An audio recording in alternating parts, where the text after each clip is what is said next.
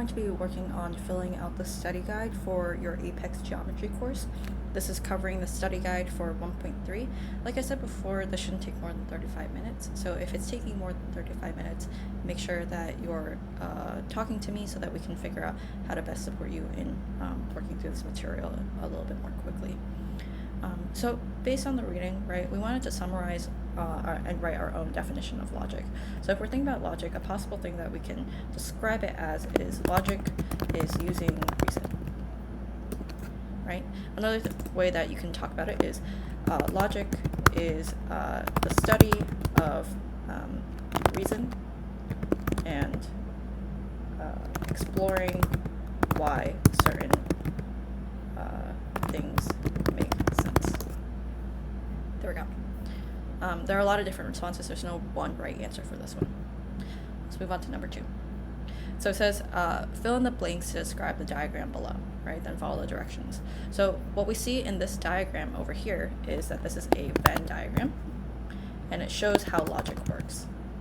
So it shows this conditional statement, and we talked about conditional statements in our previous lesson. Let me change the formatting for this so it's a little bit smaller. Right, this is showing a conditional statement, which is a statement that's written in if-then format. So it's saying that if a thing is an apple, then it's going to be a fruit. And we know that that's true because apples are a smaller circle within the larger circle of fruit. So apples are all fruits. So let's move on to screen 3 then. All right, we want to write each 10 of these things in the correct place in the Venn diagram. So I'm going to move my orange, right? It's not an apple, but it is a fruit. So I'm going to put it in the fruit category. Pear is also a fruit, but it's not an apple. So I'm also going to put it in the fruits category. Same with lemons. I know we don't really think about lemons as fruits, but they are. Balls, they're not fruits. They're not apples. So I'm just going to put them on the outside. So they're outside of this universe, right?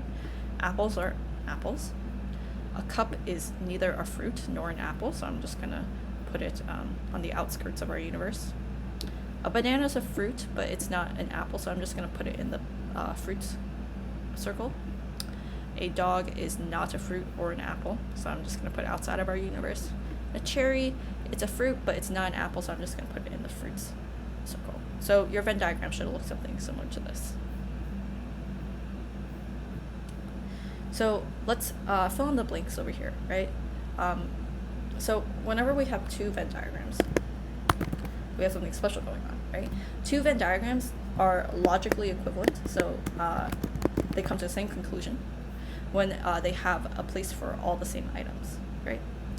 So let's look at this a little bit more, right? So whenever we have logical statements, we can kind of manipulate them in certain ways. So let's look at something like the original conditional statement. So it's saying like if A, then B, right?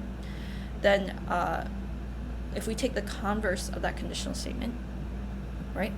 Then what we're doing is just reversing the clauses in the original. So instead of it being if A, then B, like our original conditional statement, then we're going to switch the clauses so that they're in opposite order. So it's going to be if B, then A.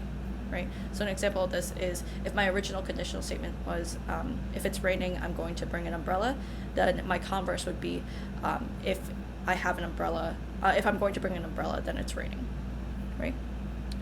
For our inverse, we're just going to actually negate each clause. So that's what an inverse is. And when we're negating a clause, we're just adding a not in front of it. So we take our original statement and we just add not in front of the clauses. So if not A, then not B. And then finally, the contrapositive, we're actually going to kind of combine the converse and the inverse for this. So we reverse and negate the clauses. So after the if, then we're going to put not B, then not A. Right? The reason why we talk about this is because only some manipulated conditional statements are going to be logically equivalent to our original conditional statement. So the converse and the inverse are not always going to be logically equivalent to your original statement. However, your contrapositive will always be logically equivalent to your statement. So something like if I look back to my original example, if it's raining, then I'm going to bring an umbrella. My contrapositive would be if I'm not going to bring an umbrella, then it's not raining. That would be a logically equivalent statement to my original statement. So let's actually look at some examples of where we're actually manipulating our original conditional statement. So if our original conditional statement is if a thing is an apple, then it is a fruit, then my shorthand for that would be A, then B, and I'm going to just accept that as true. All my conditional statements, my original conditional statement should just be accepted as true. Now my converse for that would be I just have to reverse those statements, right? Like I have to reverse the apple part with the fruit part. So my converse of my statement would be if a thing is a fruit, because that was the second clause originally, then it is an apple, because that was my first clause originally. So instead of writing if A, then F, I'm going to switch it up, and it's going to be if F, then A. So I just reversed the order of those two clauses, right? So let me just think about that statement. If a thing is a fruit, then it is an apple. Well, I know that not all fruits are apples, so it seems like that statement's actually going to be false, because this is saying that all fruits are apples, which is not true. Let's look at my inverse, right? So if a thing is a blank, then it is blank, right? And for my inverse, I just want to negate my original statements. So instead of saying if a thing is an apple, I'm going to say if a thing is not an apple, then it is not a fruit. Okay. So the way that I would do my shorthand for this is the way that I showed negation is I could put this little tilde sign next to it, a little squiggly. I'm going to say not A leads to not F, right? That's showing that I'm just negating both my statements, right? And so I want to just think about the truth of this statement. So it says if a thing is not an apple, then it is not a fruit. Okay, well, I know that if something's not an apple, so something like a grape, that's still going to be a fruit. So I know that that second conclusion is wrong, so I know that this is actually going to be false, because if I think about there are a ton of different fruits other than apples, and that doesn't mean that just because it's not an apple, it's not going to be a fruit, right? And then finally, for my contrapositive, I need to kind of combine my converse and my inverse together. So I need to not only reverse, but I also need to negate, right? So I need to reverse this first. So I'm going to have my fruit in the beginning, and I'm going to negate that. So if a thing is not a fruit, and then at the end, I'm going to put not an apple. Okay, so this is going to look like not F and not A. So let me just think about that statement, right? So if a thing is not a fruit, then it is not an apple. Okay, so I want to think about something that's not a fruit, so something like a bike, right? I know that bike's not going to be an apple, so that actually seems to be true. So that leads to a true conclusion. So just like how we can see here, right, when we look at the truth value of the statements, we say that the only statement that matches the truth value of the original statement is our contrapositive, right? So our contrapositive and our original statement are always going to be logically equivalent. All right, let's fill in the blanks here, right? So we want to give the definition of a syllogism. So a syllogism is a chain of conditional statements, right? And so let's give an example. So it's saying if X implies Y and Y implies Z, then I want to say that X implies Z, right? We just connected that chain, because if X is implying Y and Y is implying Z, then by the transitive property of equality, X would then imply Z, right? So just to write it in shorthand, it's saying if X leads to Y and Y leads to Z, then X leads to Z. We're writing the same statement, just in a slightly different form. So let's show this in our diagram, right? So in our diagram, we know that X leads to Y. So over here would be Y. Let me change the formatting for this a little bit so it looks a little bit nicer.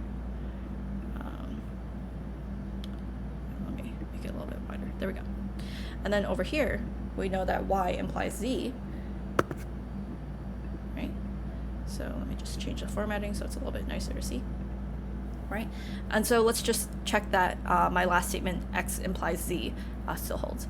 And so if I'm in X, then I would definitely be in Z, right? Because Z is all encompassing of all the things that are in X. So I know that this is actually showing this relationship correctly.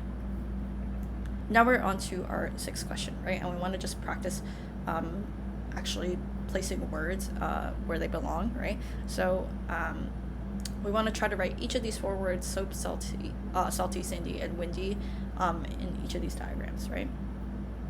So let's look at this first diagram. So it says if a word starts with S, then it ends in Y. Okay, so I want to see what words can I look at. So I want to look at the first word, soap. Okay, so it does start with an S, but it doesn't end with a Y, so I don't really see a place for it in this diagram. So I'm just going to ignore soap for now. I'm going to move on to salty. It starts with an S and it ends with a Y, right? So I can actually put this in this inner circle here because it not only starts with an S, but it also ends in a Y. So let me create a text box, right? I'm going to put salty in here. Okay. And then let's look at sandy. So it starts with an S, ends with a Y, so it looks like another word that I can put in this inner circle.